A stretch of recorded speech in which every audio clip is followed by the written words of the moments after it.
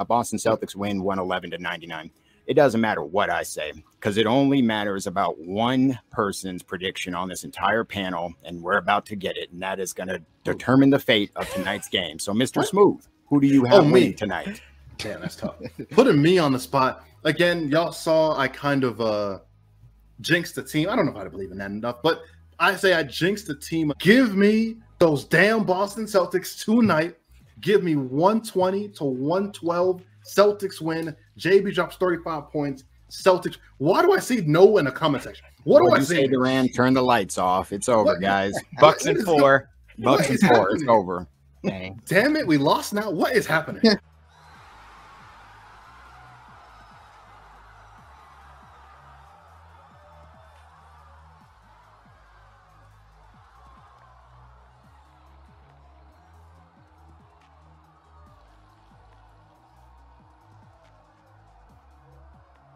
Wait, I'm sorry. The chat is so funny, aren't they? I just saw something crazy here. What is it? Don't want to watch the game now. What is going on here? Guess I'll put my life savings on the Bucks tonight. Because I always lose.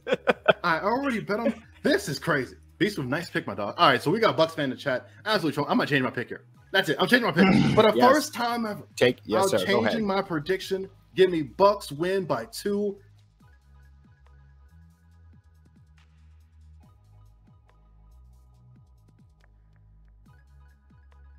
Boston has been great on the road.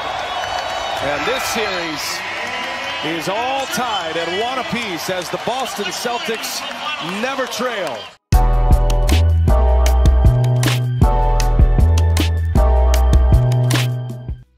YouTube, how we doing? Jags to Riches, James Peters, thank you all so much for your time. And y'all thought I was playing about that jinx not being real. What did I say? Every single time Bobby does not pick the Celtics to win, it is a guaranteed victory. I panicked when he said that the Celtics would win, and it was for good reason. You see, he backtracked, picked the Bucks. Fans across the world cheered. Celtics pick up the game 2 victory. All seriousness, guys, thank you all so much for your time. I do appreciate it. Wow, what a series we got on our hands. So after the game 1, 101-89, slap in the face, the Bucks gave the, Boston Celtics, hey, we're not Brooklyn. Like, let's go. Boston responds in a big, big way. It's just now you kind of see 2 heavyweight, champions, just Deontay Wilder, Tyson Fury just throwing bombs, both of them, hitting the canvas. Game 2, 109-86, 23-point victory by the Boston Celtics. And we're going to just quickly go over the box score, a little bit of the game script, and then really just some key takeaways, maybe some updated predictions, just a look ahead to the rest of this series. But again, guys, 109-86 win.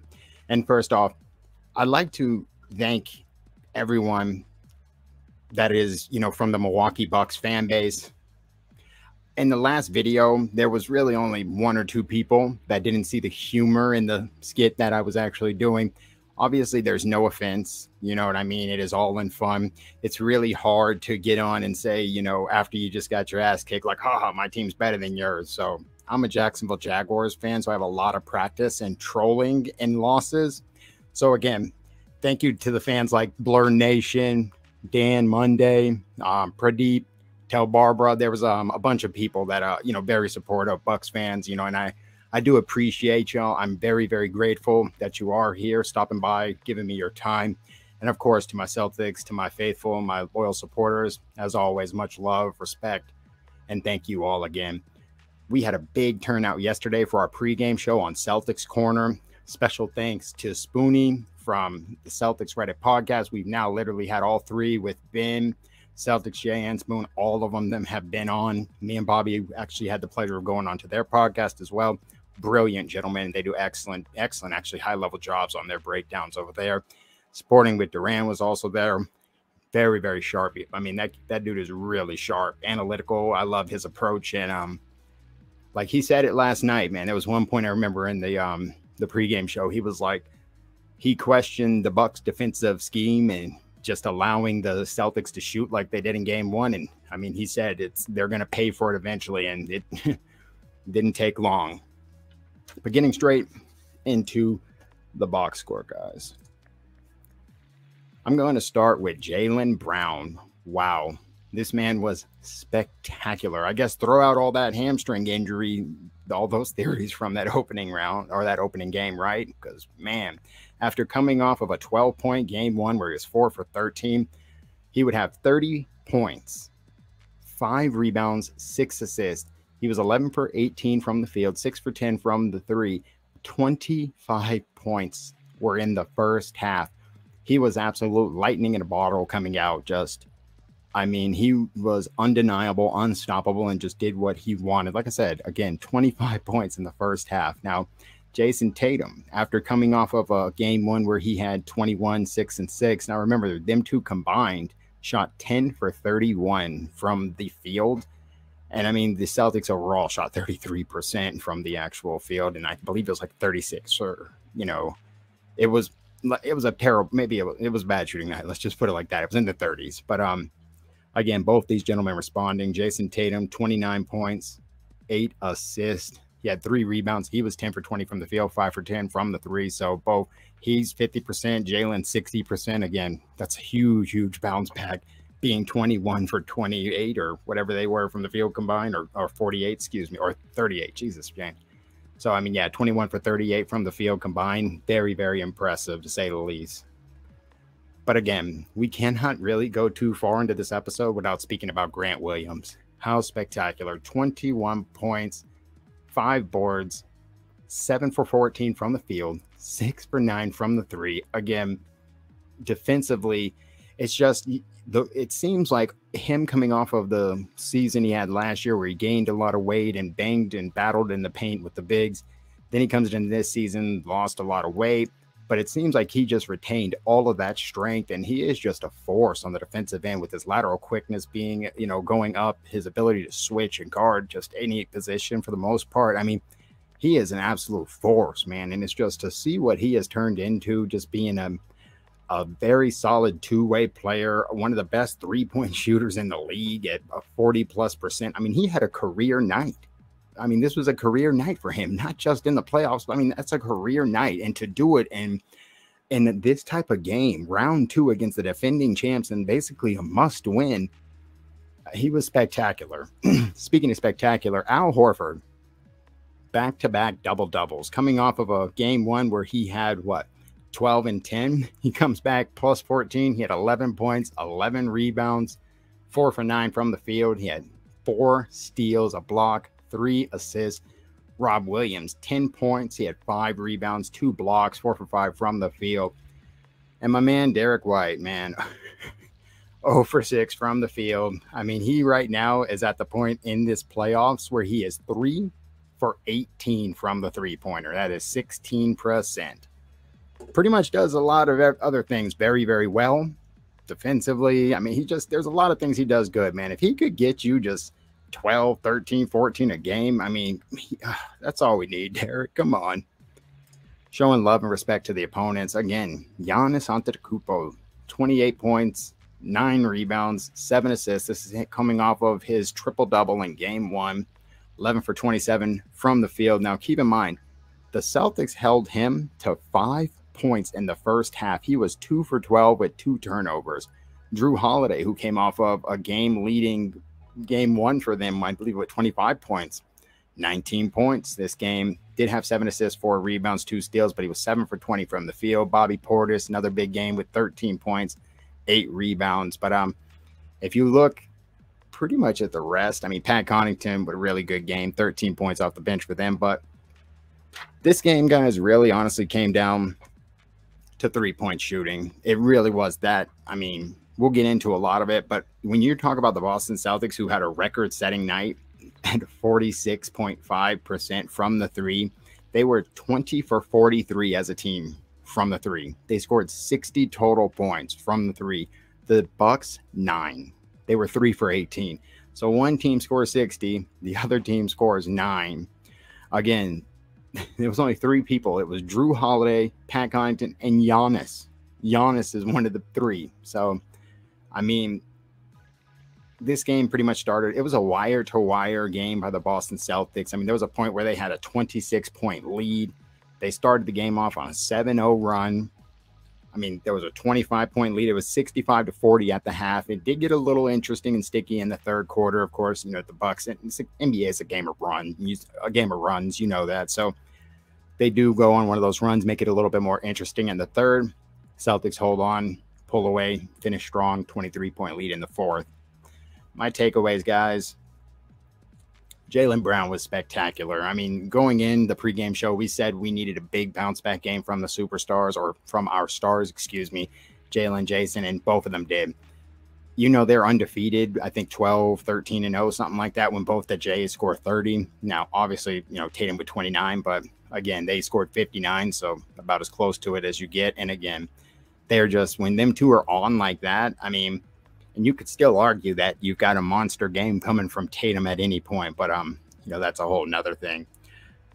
Again, looking at the 3-pointers, that's pretty much, you know, the entirety of the argument right there. I mean, it's a record-setting night, 60-9, say no more. Giannis being held to 5 points in the first half. Now, obviously, that's Giannis. He's undeniable. He finished with 28, 23 in the second half. But, I mean, to hold him to that type of, I mean, that's incredible. The defensive job that the Celtics have done in the first 2 games, I mean, it has to be commended. I mean, we out-rebounded them, more assists, and, of course, we shot better. I think they were in the 60% or something like that from the free throw. I mean, and obviously 16% from the 3. Fantastic defensive effort. And, again, Grant Williams was absolutely incredible. I just want to shout him out again because, I mean, wow, Batman. Right now, guys, series is tied 1 apiece. Game 3 is going to be this Saturday, 3:30 p.m. in Milwaukee. So we got a few days off. And looking at the actual stats right here, 73.6% of the time in a series that is tied 1-1 going into Game 3, the winner of Game 3 wins the series. Woo! Boston Celtics are now going to be 5-1 this postseason heading to this game, Milwaukee. Milwaukee, of course, is going to be 6-1. Or, no, excuse me. Are they 5-2 now? 6-2, excuse me. Marcus Smart should be back for this upcoming game. Obviously, he's been really banged up with, I mean, you've seen the shoulder stinger, and then now it's a contusion, you know, so we'll hopefully there's a good amount of days off here. I mean, you're talking what, Wednesday, Thursday, Friday, several days. So hopefully with some good, you know, rehab, rest, these boys will be ready to go, because you've got multiple guys. I mean, granted, this is the playoffs. Every team is dealing with injuries. You know, I mean, the Milwaukee Bucks literally are missing their second best player. So say what you want, guys, but this is going to be a war. This is going to be an absolute fight and a back and forth. I think that nothing, if anything has been answered in these first 2 games, it's that the Bucks came out, smacked this in the mouth. The Celtics responded, smacked them in the mouth. 2 dominant wins on both sides heading to Milwaukee. And I would not be surprised if it is the exact same scenario there. I expect them to probably trade games in Milwaukee and then come back to Boston 2 apiece. I remember it was Scal, I think, that said it, that he firmly believes the series is actually going to start in Game 5, 2-2. I think he's definitely onto something. That's kind of what it seems like. It seems like they just traded big blows in this opening 2 games. And I think it's going to be a game and battle of adjustments. It's going to be very curious to see how Ime responds to the defending champion Mike Budenholzer. And the longer this series goes, is it closer to Middleton returning? You never know. So, I mean, again, guys, saying that the Celtics would win in 5 might have been a bit premature, and it might have been me feeling the whole, jonesing from the dominant Brooklyn Nets series. I need to show the champs a little bit more respect in the fact that, I mean, Giannis is so spectacular. I mean, this man 5 points and then bounces back and has 23 in the second half, and at a point is getting me, like, as they start to kind of creep back into the game. But you know, we'll have to see. I think that this game easily could go either way at this point, this series, excuse me. I think that both of these teams show that they are very capable of winning.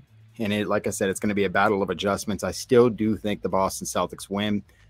And at this point, I don't even know how many games it could be, 5, 6, 7. It's just kind of one of those things where I think the games are going to start getting a little bit tighter and more competitive as we go on. You know, I don't think you'll be continuing to see these double-digit wins.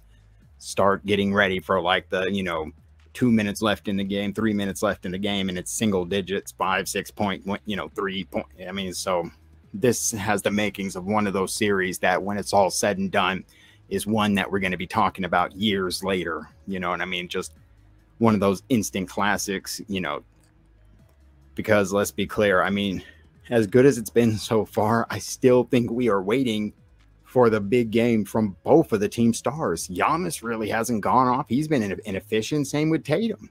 Both of these gentlemen are due that 40, 50 piece any game now. I think we've seen Jalen with a big one. We've seen Drew Holiday with a big game one. So, like I said, guys, again, excellent, incredible start to this series. And this is what it's all about. You want to be the best. You want to beat the champs. You know, be the man. You got to beat them. They're right in front of you, Boston. Tatum, you want to be great. You want to be a superstar. Let's get this done. And Milwaukee, this might be the toughest task you all face. So beating this #1 defense, ascending Boston Celtics team will put y'all in excellent shape to continue the run. Like I said, I feel like the winner of this series goes to the finals, represents the ECF. I really do. But again, guys, I want to appreciate and say thank you so much, or excuse me, show appreciation and thank you all so much for your time.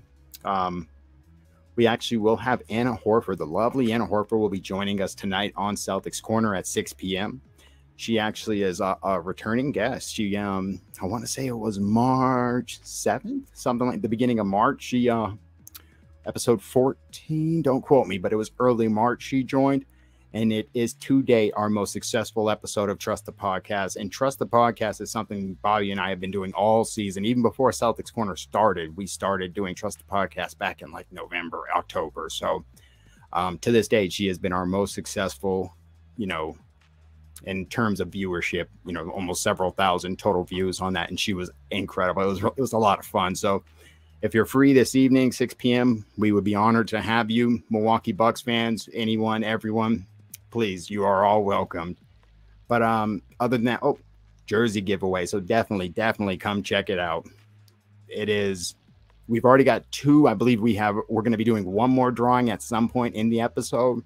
And then the 3 winners will be, you know, spun in whatever Bobby does. And then the winner will be announced at some point in the episode. Again, guys, game 3, Saturday, 3:30. Game 4, I believe, is on Monday. Boston Celtics respond 109-86. Game 2 victory after losing 101-89 in game 1. Series is tied apiece. Thank you all so much for your time. Jags to Riches, James Peters, have an excellent conclusion today. I hope to see you tonight for the Anna Horford Trust the Podcast. Take care, guys.